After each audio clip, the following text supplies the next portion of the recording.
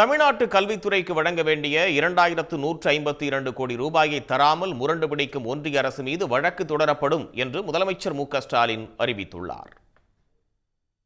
சென்னை அண்ணா நூற்றாண்டு நூலகத்தில் பள்ளிக் கல்வித்துறை அமைச்சர் அன்பில் மகேஷ் பொய்யாமொழி எழுதிய தேசிய கல்விக் கொள்கை 2020 எனும் மத யானை என்ற புத்தக வெளியீட்டு விழா நடைபெற்றது.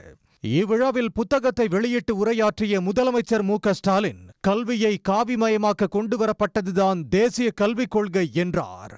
தேசிய கல்விக் கொள்கை இடஒதுக்கீட்டை சிதைத்துவிடும் என்று எச்சரித்த அவர் தேசிய கல்விக் கொள்கைக்கு எதிரான போராட்டத்தை தீவிரப்படுத்த வேண்டும் என்று கேட்டுக்கொண்டார். கல்வித்துறைக்கு வழங்க வேண்டிய 2152 கோடி ரூபாயை வழங்க மறுக்கும் ஒன்றிய அரசு மீது வழக்கு தொடரப்படும் என்று முதலமைச்சர் அறிவித்துள்ளார். மும்மொழி கொள்கை ஏத்துக்கலன்னு ஒன்றிய அரசு தர வேண்டிய 2152 கோடியை தராம முரண்டு பிடிக்கிறத பற்றி உங்கள் எல்லாருக்கும் தெரியும்.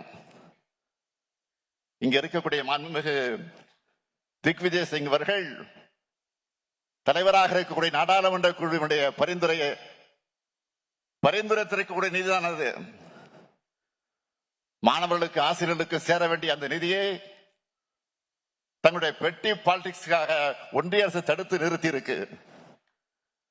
இதுக்கு எதிராக நிச்சயமா உறுதியா தமிழ்நாடு அரசு உச்ச நீதிமன்றத்தில் வழக்கு தொடரத்தான் போகிறது.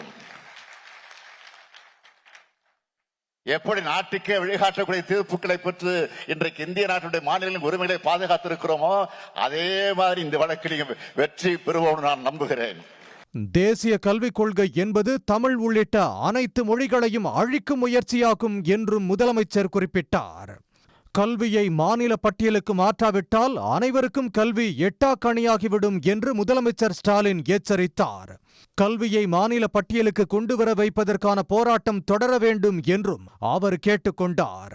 மும்மொழி கொள்கையை ஏற்றால்தான் கல்விக்கான நிதியை ஒதுக்க முடியும் என்று ஒன்றிய அரசு முரண்டு பிடிக்கிறது என்று அவர் விமர்சித்தார். உடனுக்குடன் செய்திகளை தெரிந்து கொள்ள சன் நியூஸ் பெல் ஐகானை கிளிக் பண்ணுங்க.